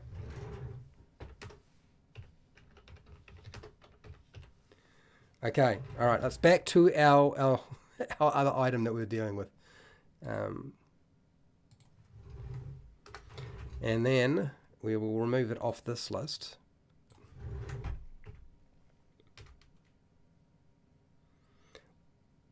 A wood axe, no wood axe, no. Nothing that can potentially be turned into a weapon. Water skin, now they can find their own water. And if they can't find their own water, they can pee into the cooking pot, and they've got water. Okay. All right. So a spoon of stirring. So what we're really wanting to do is let's move this out of the way because I don't need that anymore. Yes. Okay. So I see what you're going with this. You're looking for a magic pudding, basically, aren't you? I know what you're trying to do here, people. Magic pudding. For those of you who don't know, there is a story called the Magic Pudding. Thieves rank. Thieves break locks. Magical trees. Okay, all right. I see where you're going with this. So, spoon of stirring. I want to get a few of these done so that you have stuff you can use. And we're running out of time. So, yes. Okay. So what is it made out of? Yes.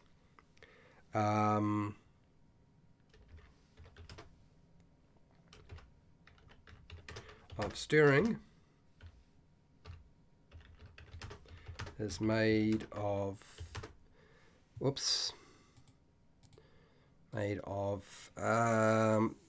yeah, twisted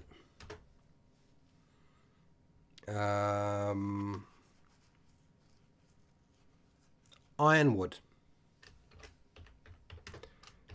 Now, if anybody don't know what ironwood is, ironwood, something you'll find in Australia, you probably find it in other places. It's very, very hard to cut or damage. Made of ironwood, the size of a teaspoon. Size of a teaspoon.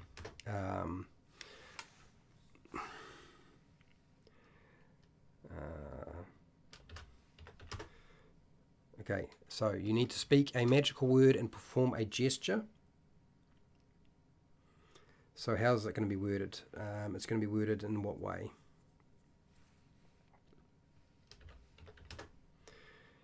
The user speaks the command word, word stir. We just put stir. Now I'm playing with people too much. Stir, and makes the gesture a circle while holding the spoon. The spoon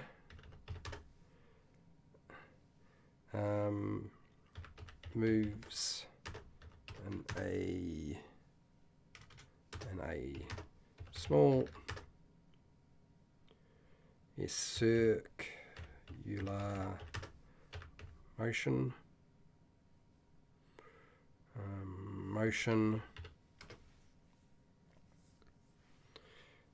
till commanded to stop. Now, you're probably wondering, why the hell would you do that? Ash, you want it to be made out of ash, thorn, oak. I'm going to call it ironwood, just because I know it's a bit different. So yeah, you can change these things, like it's going on to Patreon. Okay, the spoon moves in a small circular motion till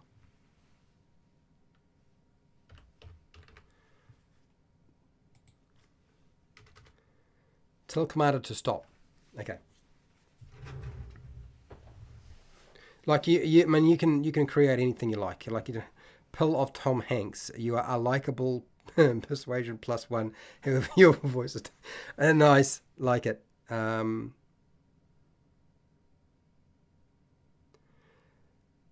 types. Yeah, well, I suppose you could have 3 types, but I don't think so. I just want to make 1 type. You don't even have to put it into anything. It'll just stir. Sushi Bandit, how's it going?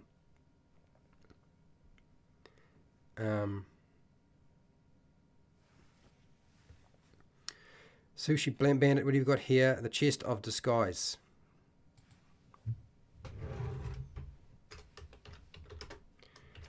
Chest of Disguise. Disguise. I will mark that down for a future date. We'll come back to it. Any ideas that I've missed, and you're welcome to throw up there, but I am trying to stick with trying to get stuff down. Belt pocket, endless replenishing daily thread. Lauren, this is something we definitely a ball of endless. Does it even exist already? Endless string. I'm going to add that in there right now. Okay. I don't know that necessarily we have that already in the game, but if we don't, we should. Because I know I made a magic item called the Ball of Endless String, and I don't remember if anybody has ever made anything like that. So the Spoon of Stirring, why have I created this? One, because it's in Harry Potter. Two, because now you can stir your drink or anything with a teaspoon if you wanted to. But here's where it comes in. Because it can be set up in such a way and be stirring something. So you could have a drink set up or something and it's stirring. It now can be used as a distraction. You place it somewhere and then you go away and you use it to draw somebody. So when they move, so if you've got somebody moving into a location, you can use it kind of like a distraction. I suspect some players will use it like that because it will kind of look like there's somebody invisible there or there's somebody doing something and somebody's going to come and investigate. Yeah.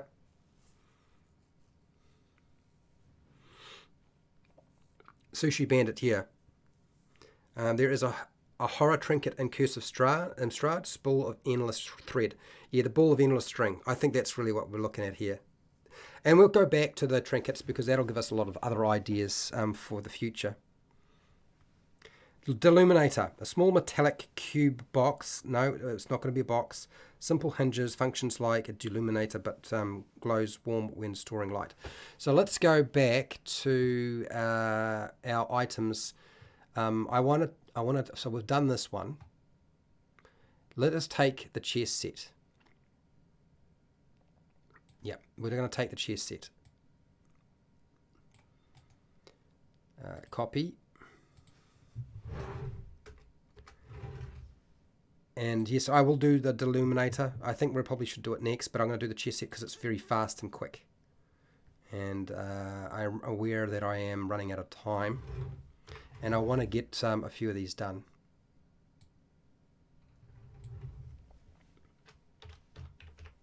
Wizard chess set. Okay, common.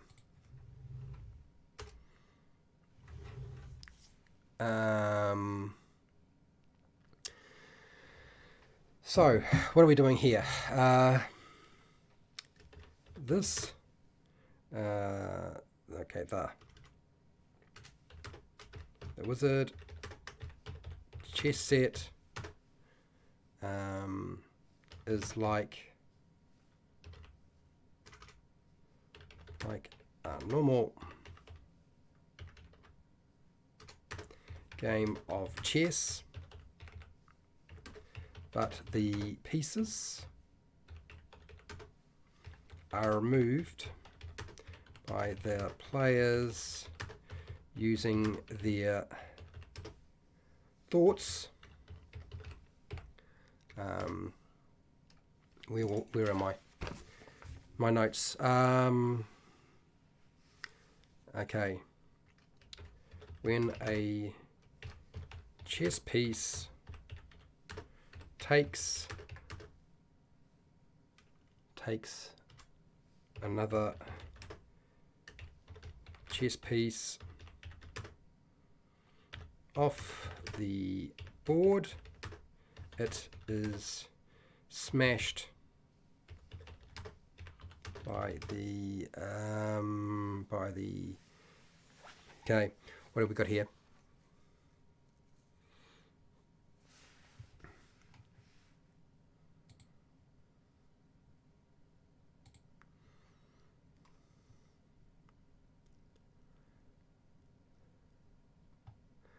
This takes another piece off the board. It is smashed by the attacking piece. All chess pieces regenerate after the game has been won. Okay. That is something you would put into a one. Come on, one. Sorry. This is something you put into a study that somebody might come across and find, oh, okay, this is kind of weird and strange. Instead of a bell on the turn timer clock, it's a needle sushi bar. I'm not sure what we're talking about here. But thank you, the daily. Okay, chess pieces move. Yes. Suffer a minimal amount of psychic damage. No, we're not doing any kind of damage whatsoever. Option for damage dealing chess game maybe. Both players. Yeah. Yeah, I think that's something that you guys have to do yourself. Like, I don't want anything that can be doing something that requires you to have PvP or negotiation between player and player to decide whether it's going to be all right to do that. And it's okay. Oh, for the chess sets, sorry. So you were saying what this? You have a bell on your turn. A timer clock is a needle. No, I'm not going to put a timer on it. I'm not going to put a timer on the chess set. I know people like to play chess and they have a timer, but I'm not going to stipulate that. It would be like a mini game. It would, yes. Think James Bond. Exactly. That's exactly. So James Bond and is it Thunderball? I can't remember. Is it Thunderball? It might be. I think it's Thunderball where he had that video game. But we're taking this directly from Harry Potter at this point. So we've done this. We need to do the Deluminator. Because it's a very simple idea, but it's actually a very clever idea. So let's take this concept here. Copy.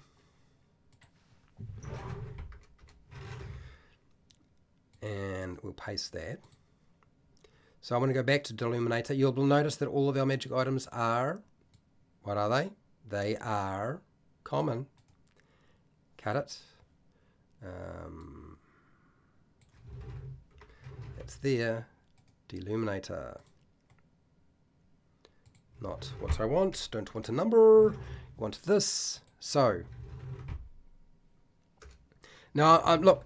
So here's the thing. I want to create something for people that you can actually use. I mean, I would use these, but I also want the document when it goes to Patreon will be in a Google Doc format or a text format. It won't be a PDF, so you can go in and change anything you don't like that I've done. Like, that's my intention. But also too, I don't want to pursue somebody's specific way of doing things too much. I'm trying to stay as true to what we have encountered in the game so much. Well, not so much in the game. And I'm trying to pursue what I think the movie was trying to do, just to give you a way of like, this is how you can do it. Yeah. So it has to be super simple. Hat of dryness. Really, Lauren? I'm going to put this in the list here for future stuff. Hat of dryness. I don't know about the hat of dryness.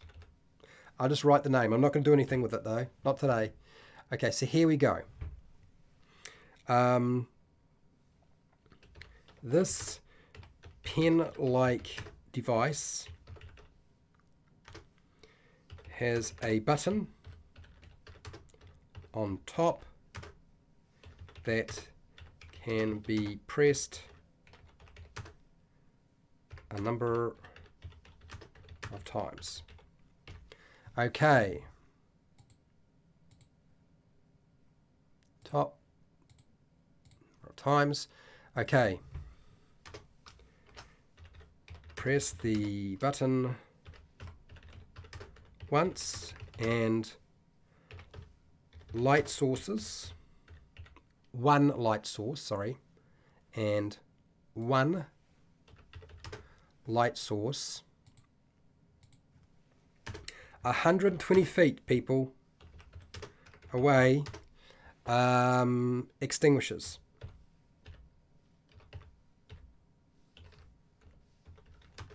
And is stored inside the device. Okay.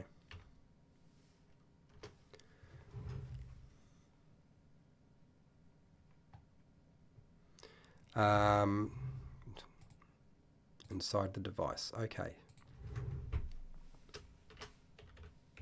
Press the button on the deluminator twice, and we can light something up. Yeah, I want to stick to common. Could the deluminator be a small object that emits darkness like a candle emits light? I'm not going to go with the darkness spell. I'm trying to duplicate that item that they used in the very first movie. Okay. Can anyone use the illuminator? Yes, but if it tunes, you can clip on. And so I'm not going to put attunement on it. Yeah, I want to keep it common. What do you mean, thieves' lantern? the wizard's safety razor. Really? A curious straight razor with a fine comb can grow stuff on the tallest. There. I'll just add it to the list.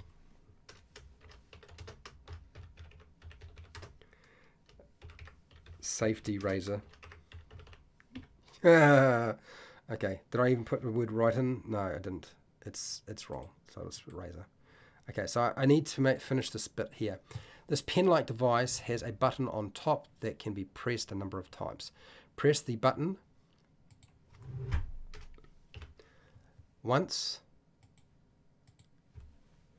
on the deluminator.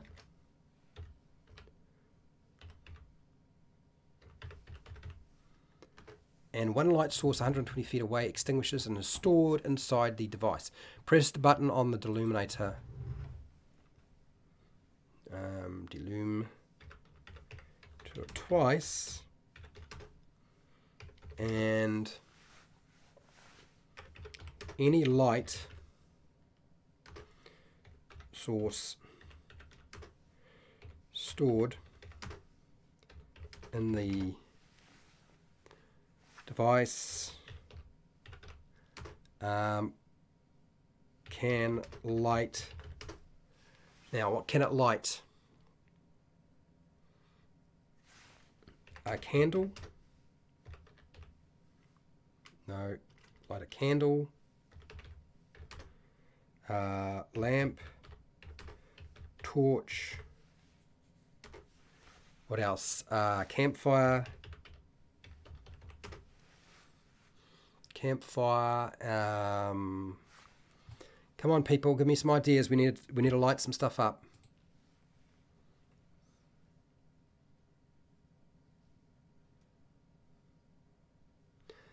I can light a candle, lamp, torch, campfire. A fork that finds helps find food within range. So it's a divining rod, basically. Might be too powerful. Divining rod. Okay. Okay. What else we got here? We're gonna do thieves' lantern. Is it common? No. I think that's the basic gist. I think that if there's anything else you can think of that we want to light, a candle, lamp, torch, lantern. Let's put lantern in there as well.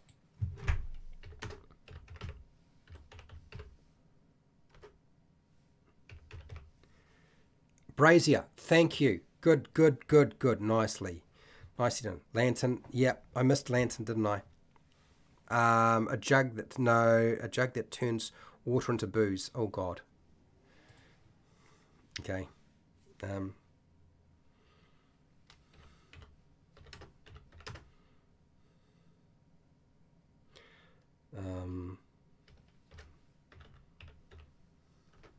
Good booze.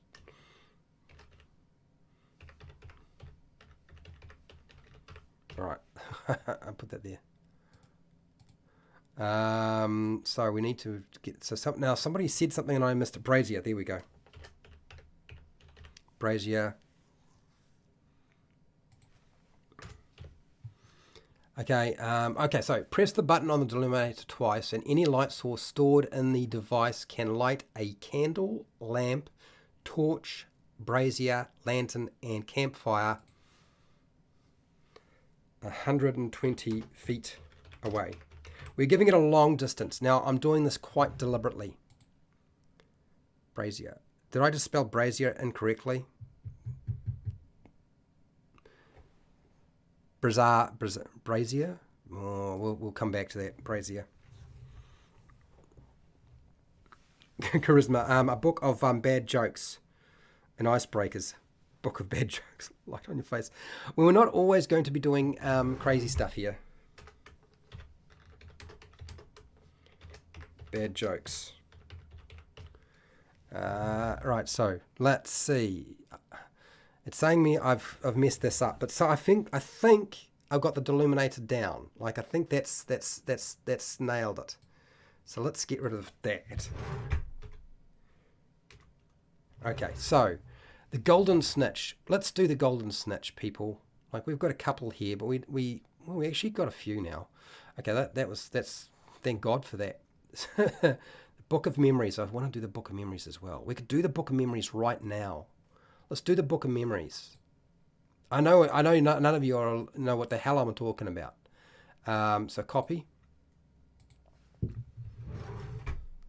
Thank you. Somebody's just corrected me on how I spelled brazier because I ballsed it up and I could not. And my spell checker was like, no, I don't know. Don't ask me. Brazier. There we go. There we go. Thank you, the Dallas. You have saved my ass. Let's do this, and then let's get rid of that. We're making it common. Remember, we are starting slow, people. Starting slow, working our way up. Cut that. Put this here. Paste this. Got to get rid of this. So this is... Can I just say this is going to be way too much fun. What do you got? Sushi and Peeves extra dimensional loo.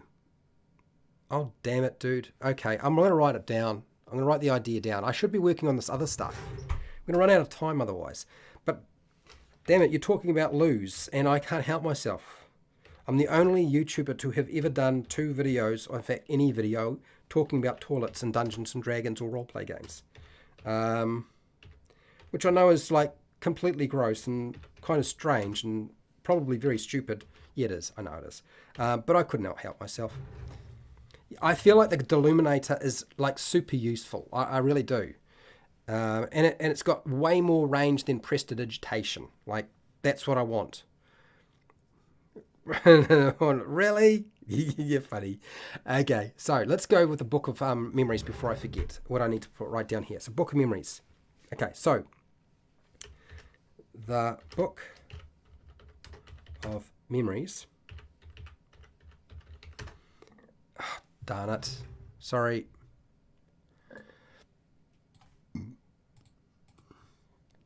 Memories is like a personal diary that can be programmed.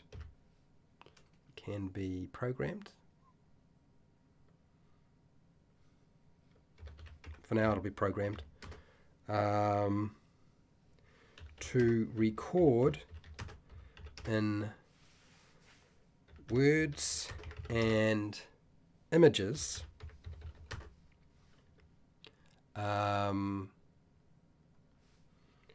whatever is spoken. Are you starting to get the idea of this, people? Are we starting to get an idea of where I'm going with this Book of Memories? Shoes of the Libertine Rogue can remove shackles. And no, there's no teleport with flash powder. Okay, it's much simpler than that. We're not going that far. No making copies. No making copies. Right, so we got as far as that bit. So the Book of Memories is like a personal diary that can be programmed to record in words and images whatever is spoken. I feel like this needs to be attuned. Like this, it would not make any sense not to have it attuned. So we're going to require attunement.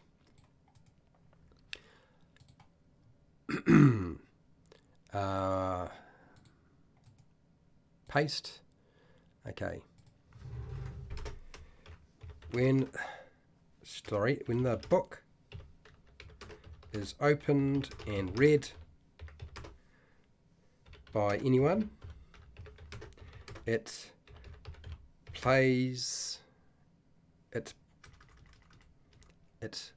presents an illusionary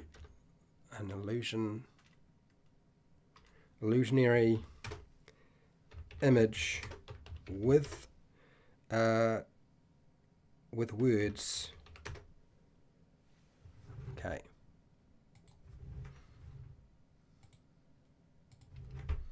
Words that. Okay, so when the book is opened and read by anyone, it presents an illusionary image with words that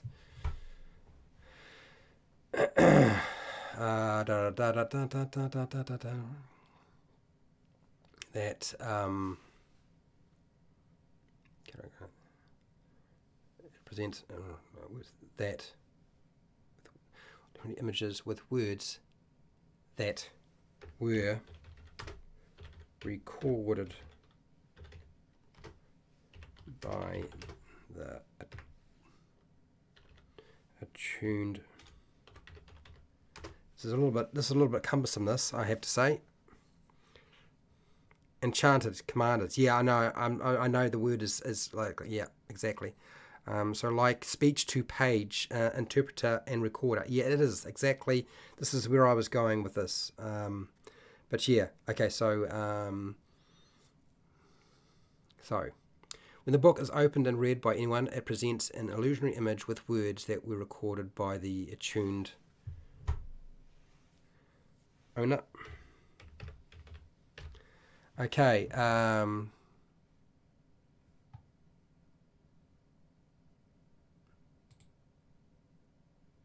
It presents that were programmed needs to be okay. So here we go. So the Book of Memories, like a personal diary. Here we go. That can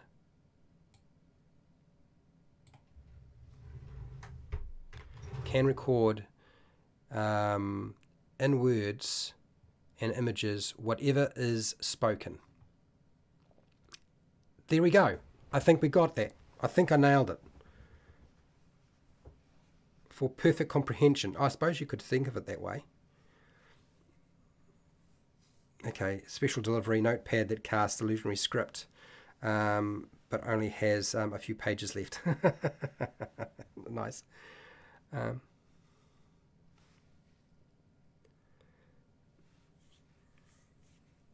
Okay. Okay, I think I got that sorted. So now what else did I have here? Flash powder, golden snitch.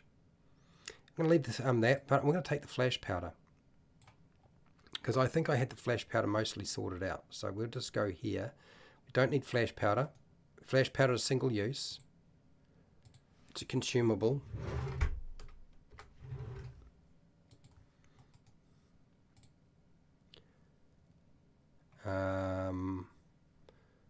So let's remove this.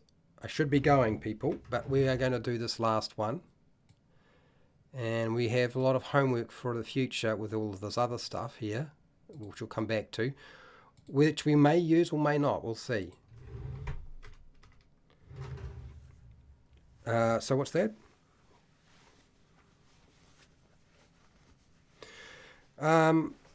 Well, it kind of works like Keen Mind, doesn't it? Well, Keen Mind is actually not where I think Keen Mind is more associated with the Remember Ball.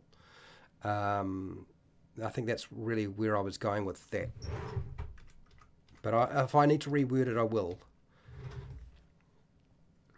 So let's drop this down. So flash powder. Um, this small, this, no, sorry, come on, small bag of powder can be thrown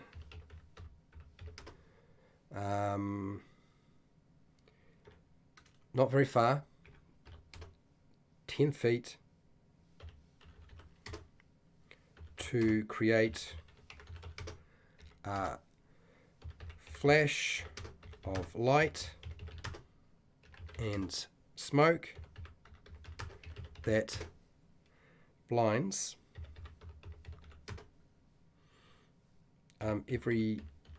everyone looking in its direction for now.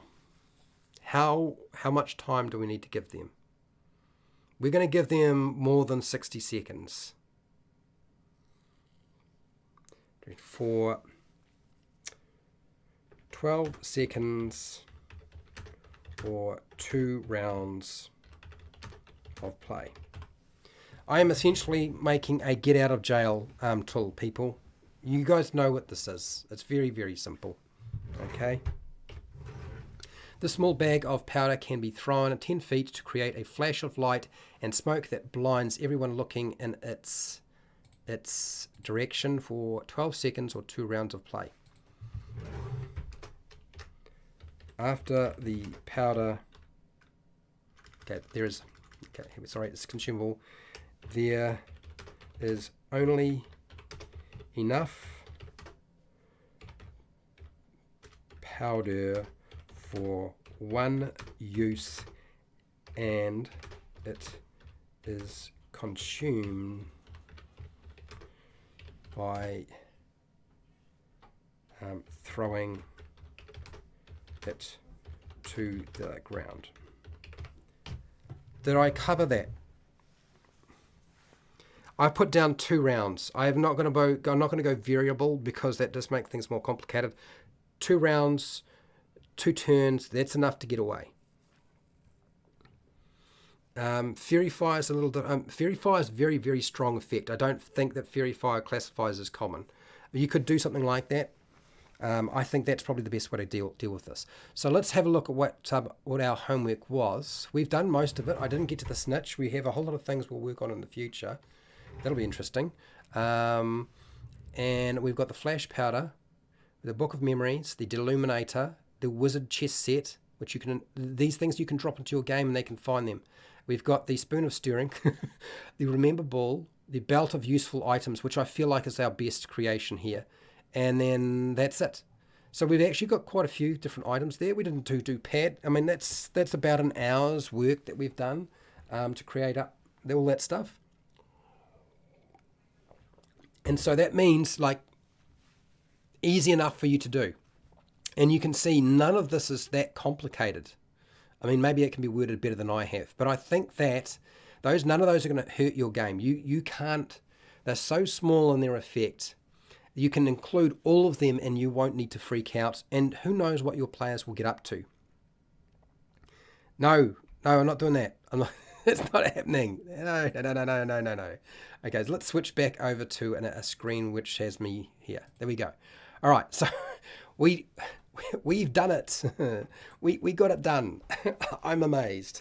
A lot of work done in a very short space of time. We got most of it done. The only thing I didn't get done was the golden snitch, which is sort of a shame, but we can always come back to that at a later date. Tomorrow, what am I doing tomorrow?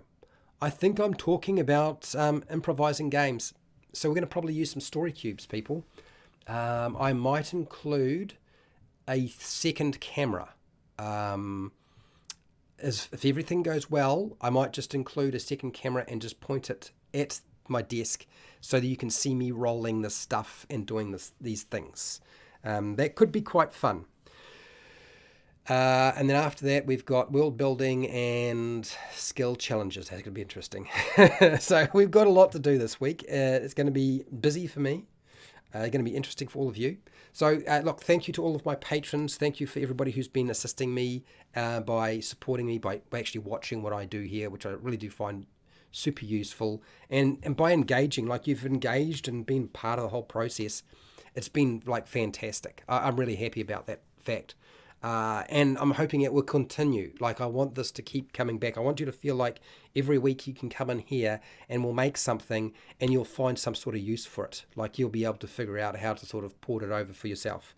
And if you're a patron, you'll just take the documents and do whatever you want with it, because that's the whole idea. Okay, that's the whole idea. So yeah, we did really well. I'm really happy. So thank you to my patrons. Thank you to everybody who's been watching and supporting me and being part of this. And I have to say, thank you very much for the super chat. The super chat was really, really nice. I was not expecting that, and I do appreciate it. I really do. Again, the best way to support them is actually on Patreon, because you get everything as well. But I'm going to call out Kirby8232 for the super chat. Thank you very much. So wherever you are in the world, whether it be the morning, the afternoon, or the night, please look after yourself, your family, and your friends. And hey, till next time, keep rolling those 20s.